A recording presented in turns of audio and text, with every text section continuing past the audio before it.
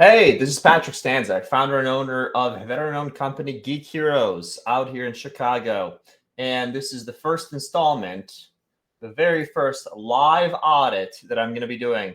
This is going to be a regular thing. I've done over 200 of these, and they've been typically in-person live, but now we're going to be able to record them and put them on YouTube and kind of showcase the whole process. They're going to be given out for free. And I'll have a little ticker going at the bottom as well as in the comments. You'll be able to see it. So the first audit today is going to be of Pet Radar, our first guest audit. And he's not going to be able to join us today, but I have all the information. And so let me, without further ado, just swap to that screen, pop them up. And so this is the website. So how I do these audits is there's an actual document right here that I'm able to bring and use as the audit, and then pass this on to that company owner or whoever I'm doing the audit for. So, first thing, let's kind of dive into the overview and how to use the audit. So this is an Excel document right here. And in the document, there are tabs at the bottom. One, next steps, foundation, technical SEO, on page, off page, local, screaming frog data, personas, and things like that. This is the third iteration of this audit I've had over the years, and it's really based off the needs of people. So real quick, the next steps one, this is going into prioritizing and organizing what should be done first, what's going to make the greatest impact versus least. So important and urgent is things that are your fires, things that be put out immediately. Important but not urgent, this is how you build your business. So you should be trying to avoid the fires as much as possible and building your business. Not important but urgent, and not important and not urgent, these things you should be delegating as much as you can, and potential things to outsource first. Then going into foundation. So there's some key questions that Mike, the owner of Pet Radar, had answered, and we're going to go through some of those to better understand the company. Then what is SEO? Dive into that slightly, the checklist, and then really the main part of the audit is the technical SEO component of it. And so we're not really going to be touching on page, off page, local SEO. All that stuff is separate. So really these audits are focusing on just building that right foundation. So let's get into it. As I'm going through it, major things, I'll come in here and put them as tasks for him. So jumping right into the actual first component of our key questions and what is Pet Radar. So Mike owns the company. It's petradar.co, as we we're kind of looking at it before. It was started 2022. It's less than a year old. So, the company, the website's going to be still fresh. It's probably out of the Google sandbox at this point. And it's in a place where you can really start moving it. So what does the business do in a sentence? So it gives the contact information of a lost dog or cat to the finder and allows them to contact the owner fast. And then what makes them different? Because they're not selling a product, they're reuniting families with their pets, and they're dedicated to customer service. And his why is to get as many lost pets back home as possible. His ideal customer is dog owners. Secondary is cat owners. Competition is shop by tetag.co and barkbadge.com. So I'm going to take a look at those while we're on here.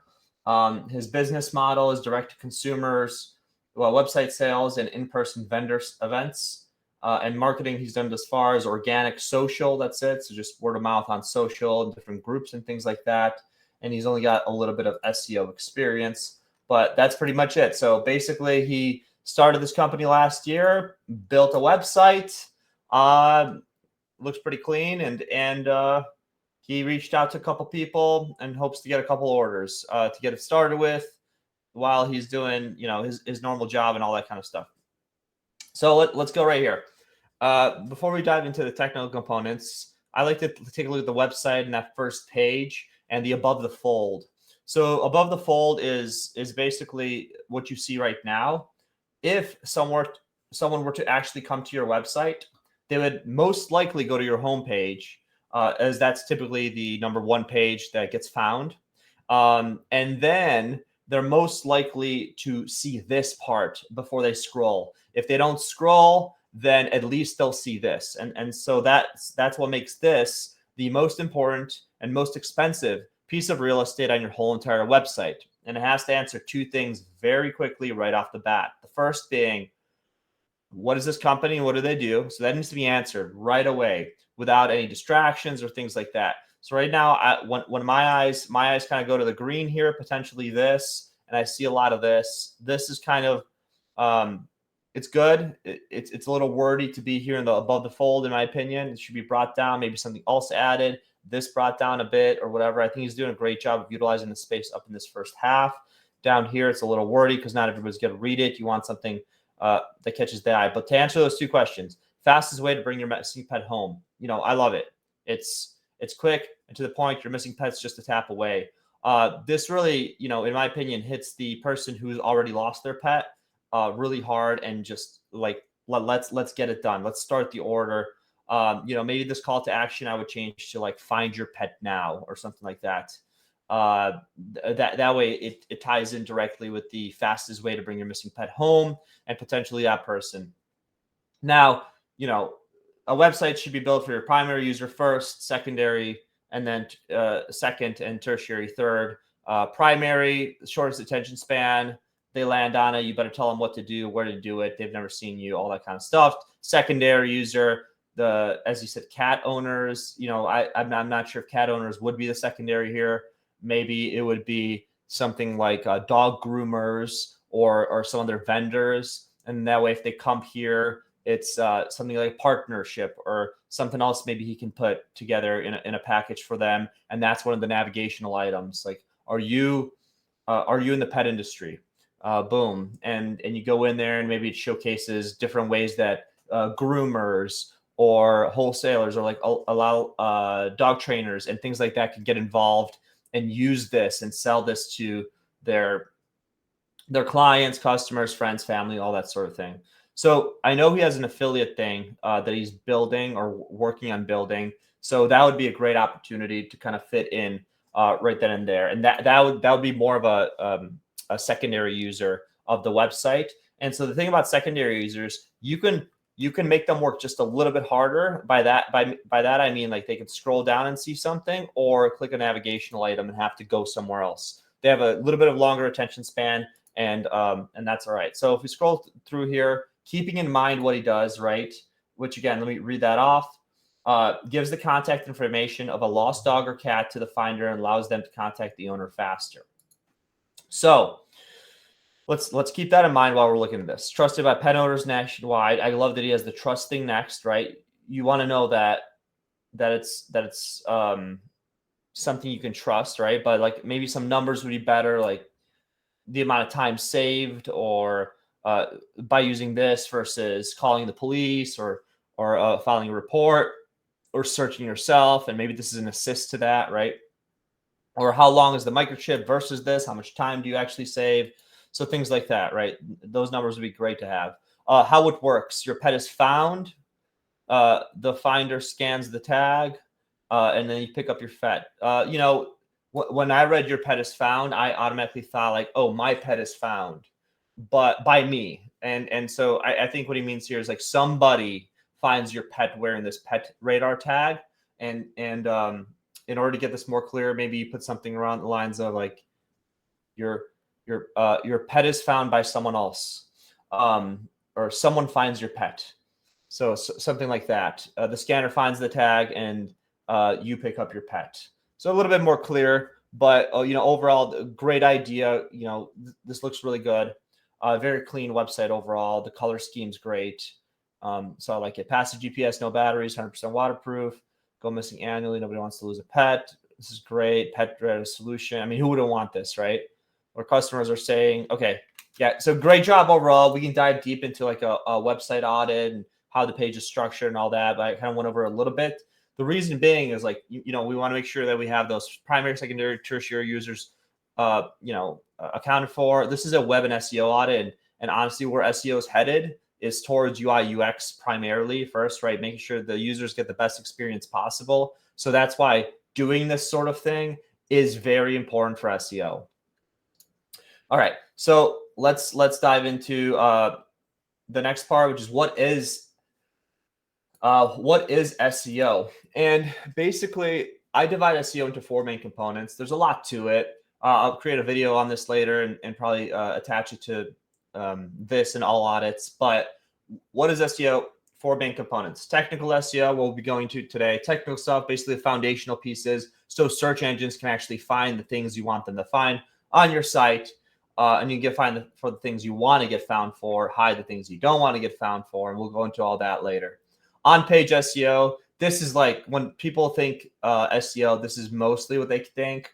I'll kind of get blurred with off-page a little bit, but the on-page SEO is your alt text on your images. So if your image doesn't show up, a text would show up, and it describes things. Or for people with ADA, for ADA compliance, that's a big thing, right? Another thing is like meta descriptions, titles, H1, 2, 3, 4, 5, 6 kind of tags to structure your content on a site, and so much more. And so there's a lot of tools out there for that. Maybe you can go on AppSumo and find something like a lifetime deal for something and pick that up. Just have it run a report on you, and you just go in there and make all the adjustments. You can always contact me, and I can do that for you as well. Off-page SEO, and it's a continual thing. New pages in place, new things you got to do. Off-page SEO, this is your links, okay? So types of links are natural links, so they just get created because people decide they like your stuff and share it. Manually built links, you go out and you kind of, work your magic, maybe not necessarily pay for it, but in exchange, or you get your link on people's sites and things for something, or you with an ask at least. Self-created links, kind of known as like Black Hat, which is just like, going on Fiverr and paying for 1,000 links. It's for $5. Like it's if it's too good to be true, it probably is. And you don't want to take a hit like that. Recovery from Google is not good. It takes a long time, and you got to apologize, on your hands and knees, essentially saying, sorry, I did this. I learned my lesson. Not going to do it again. Let me please get a chance to rank back up and stop blocking me, essentially. So now going to local SEO. So that's comprised of 3 things mainly: Google My Business, listings and citations, which are essentially directory pages where they're anything from like a Facebook page where it's really in depth and filled out to yellow pages and everything in between. And depending on who you ask, you got your main 40, main 200. It's just a way for Google to see that you're more real because you're on other places listed. So it's an essential kind of thing to do. You just get it done, and there's different ways of doing it. I can help. I create those as well, but it's something definitely worth doing. So we have, and it's this local SEO component's the quickest to see results. So you have your listing citations, you have your Google My Business fully filled out, and try to put some posts on there. It's all about freshness with Google on that. So just like, hey, are you updating things? Are you updating your hours for the holidays, even if it's the same hours, right? Are you doing that? Are you doing some sort of things? Easy ways to download Google My Business on your phone, connect your account, and set up notifications. And then whenever things like that happen, you just change it real quick. As well as if you're doing posts and things already other places, just do it on Google My Business as well. And then the last part is kind of like reputation management, which is essentially all of your reviews all over the place, typically like locally and stuff like that, or industry specific sites. If you're a medical doctor, there's medical sites where they have directories. It's all those, like wherever there can be reviews, you want to make sure to eliminate bad reviews and add good ones. If it's a bad review because you really messed up, there's ways to get rid of that review, and it most likely involves contacting the person you messed up with and offering something or coming to an agreement to get that thing off, all the way to, someone accidentally did something like do that, or they've never purchased anything, or it's spam and we'd like Google to remove it, and you request Google to remove it. So that's the local SEO part. SEO really is the long-term play. And the analogy I usually give is Warren Buffett said his greatest regret in life is he waited till he was 11 to start investing. And that's kind of how SEO is. It's like you can't start too early. And you should start as early as possible, because this just keeps growing and growing and growing. There's about 215 factors, call it, right, give or take 10. It like fluctuates up and down. Average algorithm updates each day is about 2, give or take a half or so. And so it's about 650 or so a year, and bigger and smaller and all sorts of things. And you'll see some things in this video today where you kind of see how many there actually are and were and constantly happen. There'll be an actual visual. Now, the next thing is marketing, sales funnel, and SEO. So just making sure I use the HubSpot marketing model, which just means you have a hub, which is like the central point of all your marketing, which should be your website. And then the spokes, kind of like on a wheel on a tire, on a bicycle, they all feed into it. You could have what's called like sub hubs, which are like little sections that you're very, very good at, TikTok, and you generate so much sales and things off it. Eventually, you still want to pull people to your website because you have full ownership there. And you want to have that ownership, because a website, you want to get people to come there, get them to stay there, get them to do the thing you want them to do, sell them, make them become ambassadors and referral partners, all that kind of stuff, part of the community, and then upsell them. And that all has to happen in a place you can control, so you can give people the things they actually want or need. So the next part really is like, okay, where does SEO fit into marketing in general? It's part of the, when you're looking at a marketing or sales funnel, it's the inbound marketing component of it, and it's the organic part. And the organic just means that they come naturally without spending advertising dollars. That doesn't mean you don't necessarily pay someone to do it, but it's just you don't spend advertising dollars directly. And the last part really is what is the goal of SEO, and it's strictly organic traffic. And what that means, and there's a lot of like markers to say, okay, we're doing these things, so our traffic will go up. But at the end of the day, what are the results, right? What's the results of marketing should be? It should be more sales. Everything's supporting sales. And then the things for organic traffic is basically, it's not someone clicking on a link on an email. It's not someone clicking on a link on a social page. It's not someone going to your website directly. It's someone going on a search engine such as Google, searching for something, finding you wherever you may be, clicking on your link, and then going to your website. That is an organic traffic, a piece of traffic. And that user is what you're looking for with SEO. Now, to give you the grand scale of things, like if Tom Hanks put out an article that literally was gibberish and he butt messaged the whole thing, it still might get 100,000 views in a day. Whereas you put out an article that might save the world, and you might possibly get 10 people if you're just starting off. So it's clout matters, and it's a snowball. So as you get more, your goal is to rank for easy things, then start building up to harder things. And as you build up, you might get 1 person, you might get 5, then you might get 10, and then all your stuff starts generating 10, and then you're looking at 100, right? Then you have like 100 total, and then you start going into, oh, this piece of article generated 20. You get a little more buzz around this. You're using networks, other people are sharing it, and start snowballing. You build this clout or SEO juice, essentially. That's kind of what it's called, and this juice gets faster and faster with more kind of receptors or arms, right? Like in a brain with neuroreceptors, and it's being shown more and more and more places because you have that clout, or really what it's called is authority online. And the more authority you have, the more you'll get seen for things, whether they're good or not. Partly why, like an Amazon doesn't necessarily have the best every little thing on their website is not the best, and they're a little bit slower to change. They're pretty quick, but small companies change a lot quicker. And then you have your IBMs, which wait for everybody else to try things before they try it themselves, and then everything in between. But moving on to the SEO setup checklist, here are some of the main things that need to be done. And everything in this audit are basically reds and greens based on X's and Z's. X means greens and Z's are reds. And red means you don't have it, you need to fix it, it's broken. And then greens mean you do have it. Mike did not actually give me any of this stuff. I don't know if he has a Google Search Console set up or Bing Webmaster Tools, but I know robots.txt file that we can check. So all you have to do is go to the website and type in /robots.txt, and I have it pulled up. Nothing's appearing, so either it's blocked or nothing's in here. So most likely nothing is in there. So I'm going to give him that file in here. So just attach it here. I'm going to give him a Z for that being wrong. Next, we're going to go to sitemaps. So typically, you're going to find a sitemap on petradar.co/sitemap.xml or _index.xml, depending on how your sitemaps are structured. And he does not have anything here.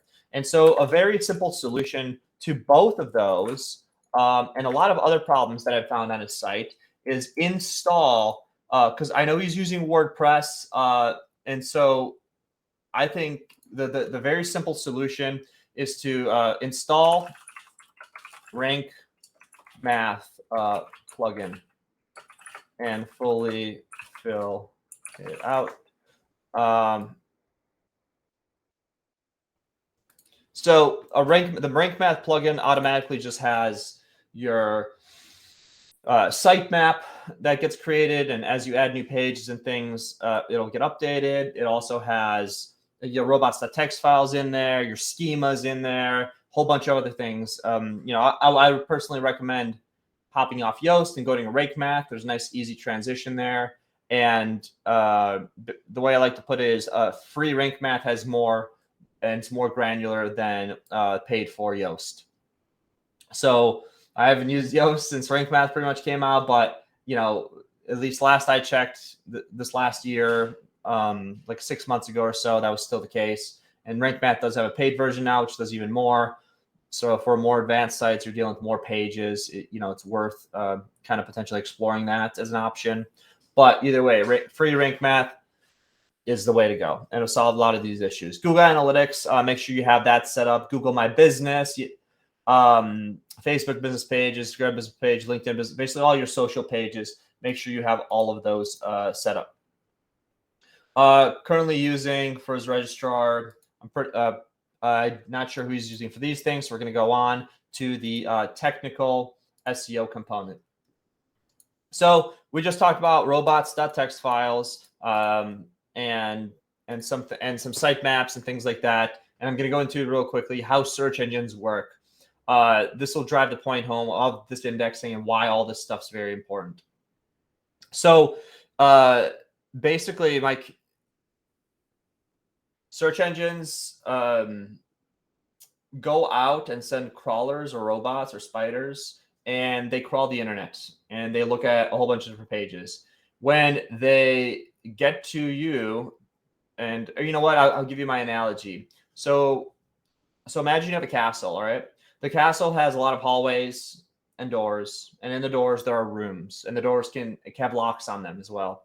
And then it's a castle, right? So there's a moat around it, you have a drawbridge, there's a knight in shining armor in the front, and then the crawlers are just kind of wandering through the village and might end up at your castle, and actually they're meant to go check out your castle. All right, so they're going to go up to your castle and they're going to take a look at if you have provided them a sitemap by going to Google Search Console and providing them the sitemaps, then they'll have them. If not, then as these weary spiders and crawlers come up to your drawbridge of your castle, you'll be greeted by the knight, which is the robots.txt file, and they'll let them know from a high level what they can and can't go to.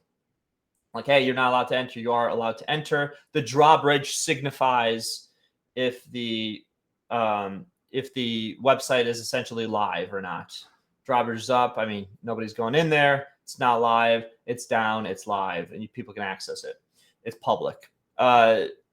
So in that robots.txt file, that knight in shining armor, they might have an extra copy of a sitemap if you provide it in there. If they don't have it already, if they don't have it and the robots.txt file doesn't have it, then hopefully you have one on your site, and the Google spiders actually find it and then use it. Otherwise, they're just going to go look for things and find things. And so these robots that text files will get greeted by we'll stand there and we'll greet the spiders, and the spiders will end up just crawling into the castle, and then they're going to go follow the sitemap, but they're going to go down every single hallway and check all the rooms. So there are certain things like your WordPress login page that you don't want found, you don't want looked at even. And so those things would be no index, no follow. Basically, you add that to them and they're going to be hidden, and you're telling Google, hey, do not index this and don't follow it. Don't go in it. Don't check it out. Don't even look at that door. And so that's where that tag falls into place. Now, for the rest of the pages, imagine your website being divided into categories. Those categories will signify hallways. So like products or your post pages, articles, right? Then you have your regular pages. And if you use things like pods or other things to separate and create new page types, then all the different page types might be there as different hallways. Each one you have different pages, which are the doors, and then they'll go up, they'll follow the sitemap, and they'll try to open a door. And if they are able to unlock it, they'll go in there. They'll take a look at this whole entire room from top to bottom, every minute detail, from colors and what kind of color emotions they evoke. Do they make sense? Do these colors, like, do they look good to the naked eye? Like, are they, did you just throw random colors on there, or does it make sense? Then they'll look into the font. They'll look into the logos. It's going to look at all your images, the alt text behind them. Your every little minute detail. The code, is it clean? Is it bloated? Do you have extra stuff? Are you loading everything? Is it how has the user experience been? The site architecture, basically everything, right? The schema, which is language designed for each page to tell them what to look at and how to organize that information. So that's another layer on top of this schema, or structured data. You structure the data specifically for search engines to be able to gather information quicker and better and organize the way you want it. And so it's going to take a look at all this information, gather it from every single available open door in your castle. Now, once you start getting too many of these pages, like, call it 500 or so, I forgot the exact number, but you start having to deal with bandwidth, because they only have so much time they can spend at your site and so many pages they can look at. So if you start exceeding the bandwidth, they'll start missing things. And again, the importance of sitemaps and all those kind of things. So what is a sitemap? And I was explaining to things. A sitemap is a map of your castle with the doors and rooms you want the actual spiders or crawlers to see. And so you organize it for them, and you give that to them, and you submit it in Google Search Console. And that is what those sitemaps are for. And that's like super important to know. Like, you need to do that. So Mike, you don't have sitemaps and you don't have a robots.txt file, please do that. Please get it done. All right. Moving on to the next part. These crawlers and spiders then leave the castle, go do, the rest of the internet or whatever, and go back to Google. Now, Google Google has this big book called an index. All right. That's what we'll call it.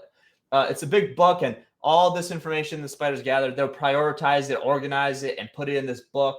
And then for every possible search kind of thing, like we'll get into that in a second, but it's going to put all that stuff organized into the book. All right. Now, Joe Schmo ends up going on Google and decides to search for something. Well, that search, right, also known as keyword, it'll query a type of search that Google will look at and try to give you an answer for. Now, Google is going to take a look at Joe Schmo and kind of their profile. So whether you like it or not, right, like everybody has a profile online of some sort.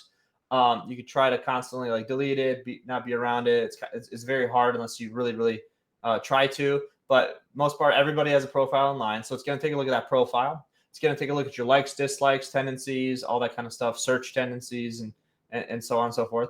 It's going to look at where you're searching from and where you're searching to. That's the local SEO component of things. All right. And then it's going to look at what you're searching for.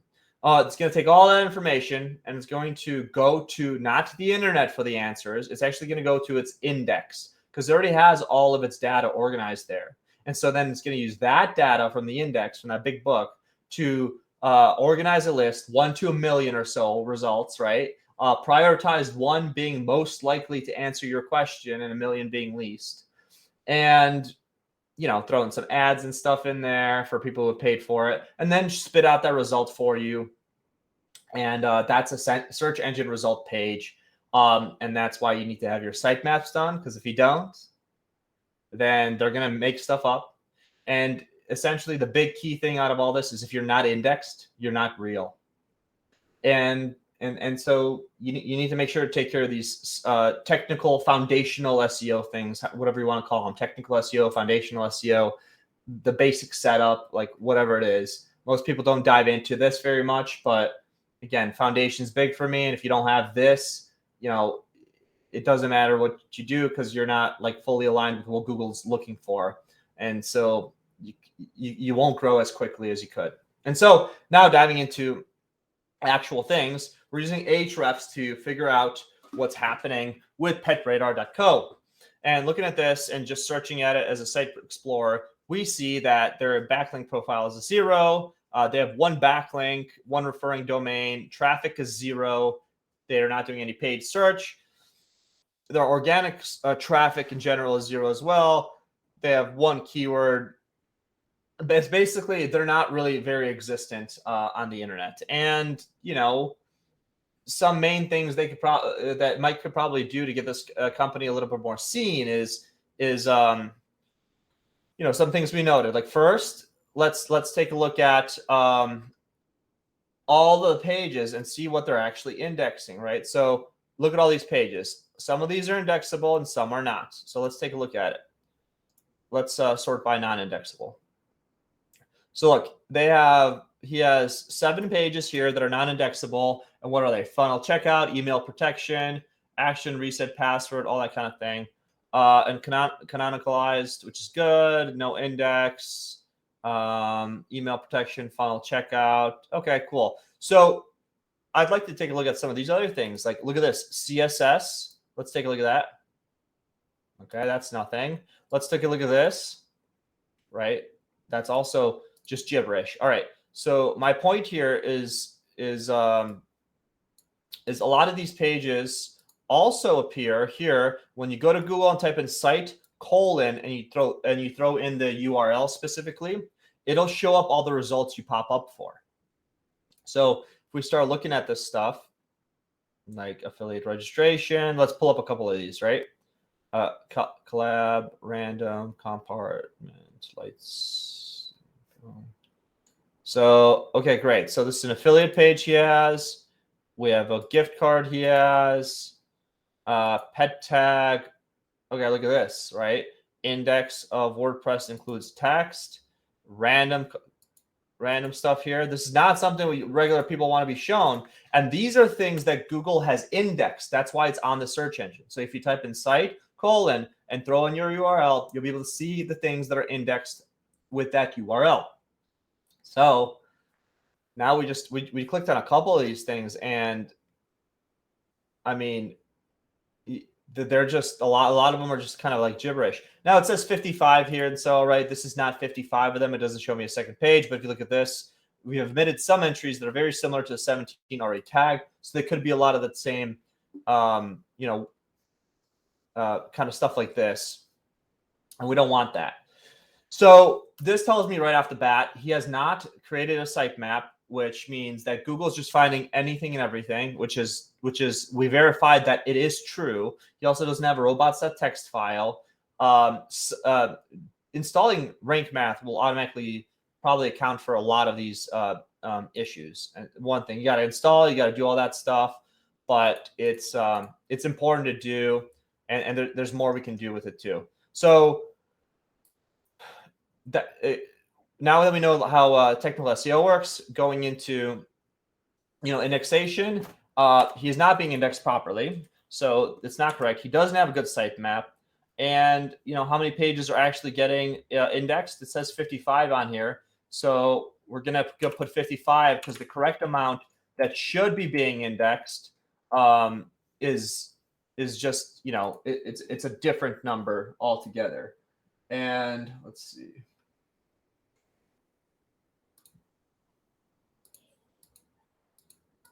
And I also took a look at 404 codes. I took a look at a couple other things like that, and he's good on those. So he had a couple 301 redirects, which are permanent redirects. Let's see.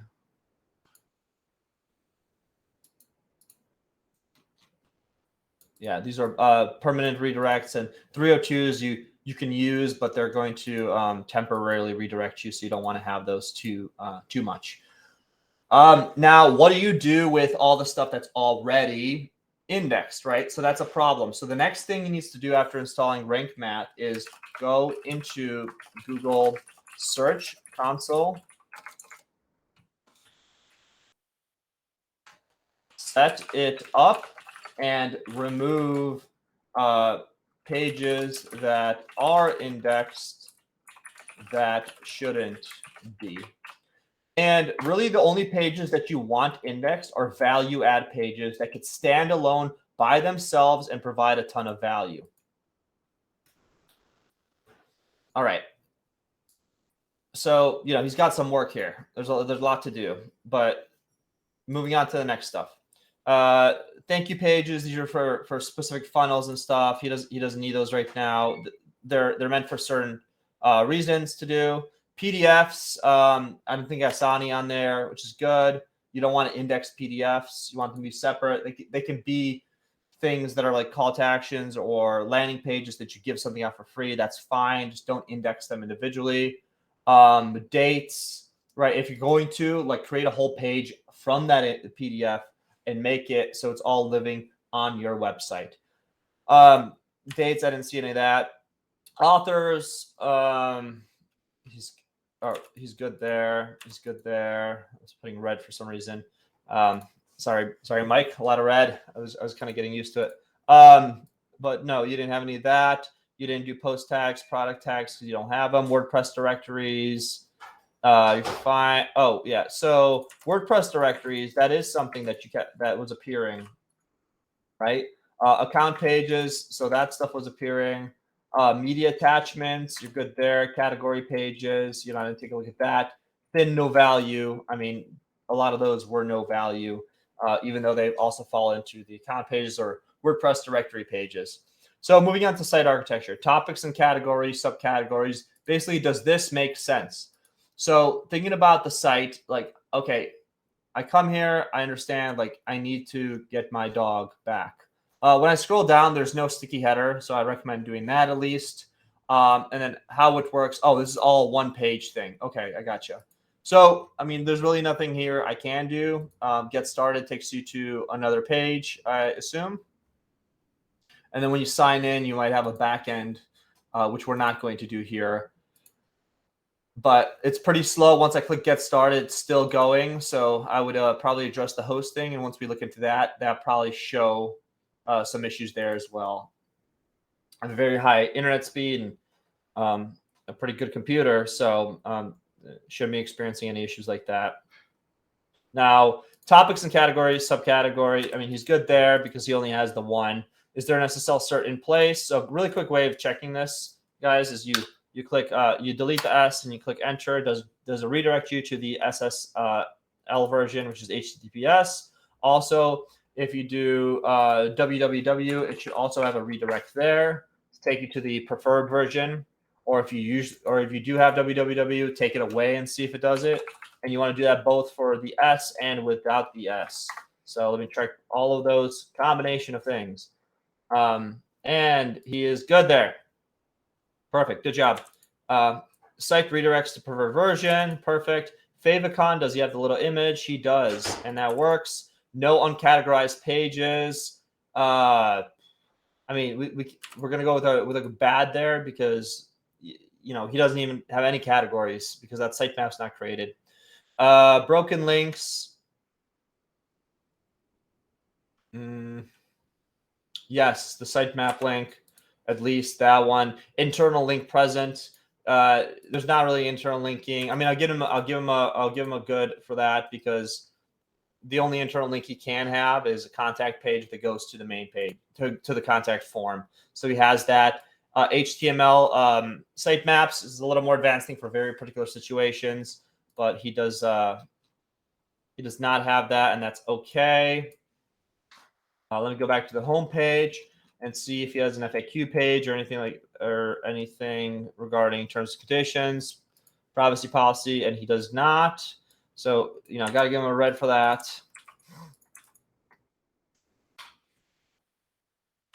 There we go. Privacy policy page, HTML. Okay, this one doesn't matter. Correct pages. Okay, awesome. Moving to schema. So I checked out the schema. Everything's actually good there. No issues. I'm not going to go into that, but he's got the one page, and everything works there. So he's got the OG data, the origination makeup, local SEO. I mean, it's local business part on here. Blog, event, open house, schema errors, none, and that's good. He actually didn't have this. He has organizational and local. All right, and then moving into Google speed test, GTmetrix, Pingdom, and then the rest of this. So I have that pulled up right now. I like to start off with Pingdom first, because it's usually the nicest. I know he's in the California area. We're using the one closest to him, and it should be very fast, right? 1.4 megabit size page. It's fairly big. Some compression probably happened, but he might have a lot going on. That whole sign up registration thing, that stuff's probably loaded on this homepage, so it's probably slowing it down a bit. So that's one thing I would say. The requests are a bit high, but in all reality, from a sales standpoint, like, you just need people to see things quickly, and the load speed to pop this homepage up to see at least this part, which is what it's showing, is 1.09 seconds, which is great, right? Definitely under 3 seconds, but you want to shoot for the under 2 seconds. You want to have some gzip compression, mic, so you want to definitely have that set up. This is a big one. Make fewer HTTP requests. That's probably what this is. And expired headers, style sheets. And there's a couple of these that always appear that they're not worth the effort, but if you can get them done, good, right? It's ROI at the end of the day. So the next thing we're going to look at, GTmetrix. This actually is a lot better than I thought. So it's 92%. Structure is great, and time is blocked by scripts during the page loading process. So you can actually take a look at a full waterfall of every like element that loads on your website for that page specifically. And so when you're taking a look at it, it tells you every single thing and how long it takes to load.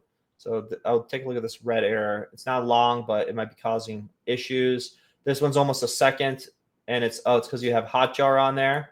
So that's kind of the negative part of Hotjar. That's what happens.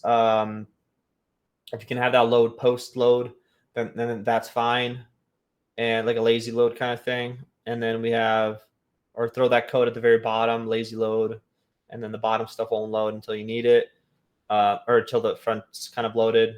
I'm not sure how the Hotjar is actually set up fully, but to digress. 4.6 seconds from the start to load fully, and you just look at things that are bigger than the rest. I mean, you're looking at things. The longest thing is the initial load from the server at 314 milliseconds, which really isn't all that much.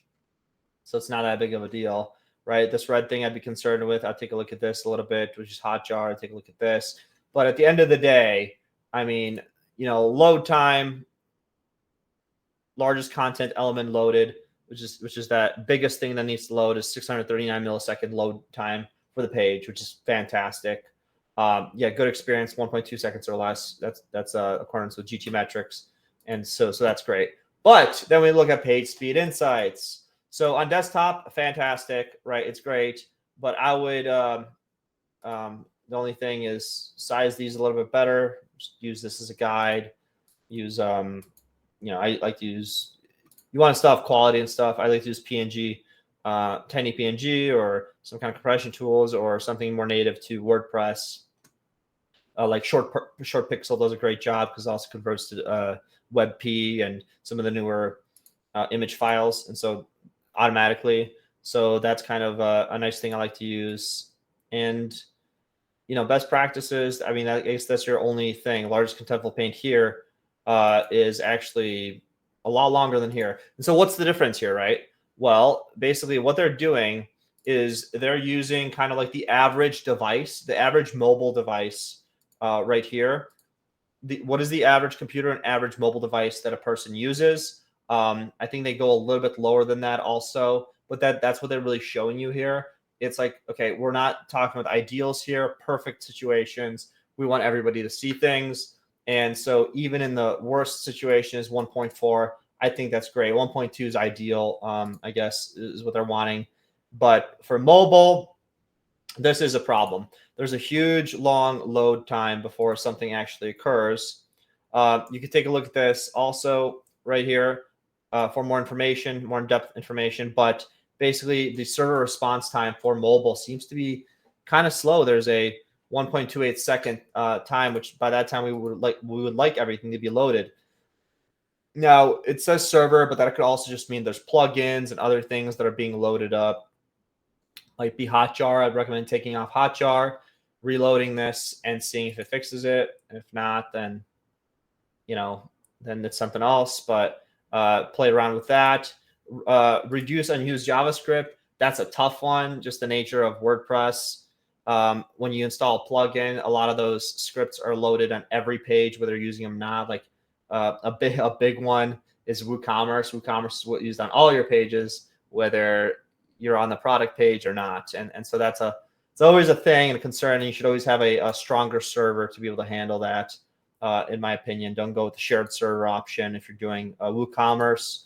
And if you're adding things like, I guess, Hotjar, things like that, that's going to take a toll on it. I'm not saying that's the only issue here. You have a bunch of other ones here, but Google PageSpeed Insights really shows you like what they're looking at. Ideally, you want to be above at least an 80, but shooting for the 90s here. And then for mobile, you want to be above 60, really shooting for the 70s though.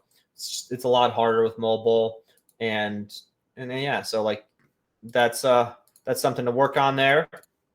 So going back in here, right? Google speed test. You did not pass because of the mobile. GTmetrix you passed. Pingdom you passed. Hosting and server speed. That's something to look on Google speed, Google page speed.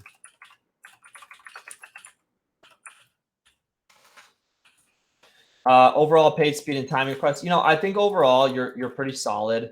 I know there's a couple issues. Page compression. Image compression. There was that thing that said you have a couple images you can compress. Go ahead and work on it. It's just a little issue. Put something like Short Pixel in place, and then you don't have to worry about it. Browser caching. I think this thing you had that you didn't do, which was where do we have it here? Compressed components of gzip. So that's kind of part of that, and I think you just wrong one. I'd be too confused. No, so browser caching is fine, but the gzip compression was a part. I think they're kind of I was thinking server, and then JSS and CSS minification. That's kind of up to you if you need it, if you want it, or if not. I think I saw CDN on here that you have Cloudflare, which is great. And is it mobile friendly? According to Google, not as much as it could be. And so that's what you got there. The next steps, really, install Rank Math, go into Google Search Console, set that up, set up Google Analytics, submit sitemaps, set up robots.txt, and I'm not making that blue on purpose, guys. I don't know why I was doing that. Let's clear formatting. Then we have, see what other issues we had on here. Mobile friendliness for Google.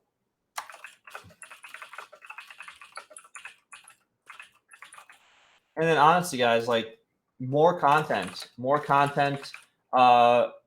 and more pages is really what you need here. You need to have more pages to be able to be found for more. One pagers are great if you're out there hustling, doing outbound calling and everything. but I know Mike's trying to do this more passively, try to generate some stuff. Ahrefs is not showing anything yet. So that's something you could do, as well as local SEO. Local SEO should be a thing. In my opinion, go out there, give away 20 tags, or do a post regularly on Facebook for a raffle to give away free tags. Send them out and ask for reviews in return from the get-go. Build up your local SEO presence in your area first, and then work outwards. Get those reviews. That's what you should be doing. Just reviews, listings and citations, and then make sure Google My Business and Bing Webmaster Tools kind of stuff, it just transfers over automatically if you ever set that up. So it's nice, is set up. And these are some basic things that you could do to really just get started. I mean, the rank math thing, if anything, number one thing you need to do, which also involves Google Search Console. But that's about that. I kind of give you, honestly, I give you a D, because you have some stuff, the site looks good, but overall, you're not getting found for the right things on Google. And so fundamentally, even though you just have the one page, you're not set up the way you should be foundationally. And so let me give you a big old D here, and make it nice and big for you so you can see it. Make it red, and make it even bigger than that. Let's go with 72 and center it. No, 72 big, too big. Let's go 50. Boom. So, great site, all that stuff. Fix these things, and that grade will probably bump up to, a C+ or a B- pretty quickly. It just, once you start generating traction, start getting organic traffic, you start putting other things in place, it'll all add to that clout, to everything you can. But you do have one thing nice. That homepage is good. You can always add more and tweak it more and stuff like that, but it's very clean, good color design, good user experience. Maybe, clear up some of the things I said, and that's about it. So that's going to conclude our long ass live audit for petradar.co. And if you haven't checked it out yet, go check it out. They have an amazing product to help find your animals and missing pets. And I mean, look, I've lost a dog twice. One time, I think my parents actually sent it gave it away. But another time I did see it actually, run away and everything. And it was really hard to find. So get your pet chipped, and is what I do now from now, ever since. And because that dog didn't have a chip, and having something like this during a time of urgency and need, whew, you really need that. It's kind of like the paramedics or other people out there searching for you very quickly, and someone can help by knowing about this thing and just scanning it and getting getting you the right information to find your pet. I mean, it's awesome. Great job, Mike here. Geek Heroes out. Last thing before I do that, actually, is if you want to get a free website audit or content audit, please follow the link below, or go to geekheroes.com/SEO-audit to be on a live audit where potentially both of our faces on it. We could talk face to face and go through a lot of things. But geekheroes.com/SEO-audit, and it's geekheroes.com/SEO-audit to schedule a free audit. And it'll be live just like this, or if you want to hop on, you get to hop on. Feel free to do that, as well as subscribe to the channel. Tell me what audits or what companies you'd like to see this from. I can do big companies, smaller companies, doesn't matter. And there's a lot of useful information that goes well beyond a standard audit. So thank you, and stay classy.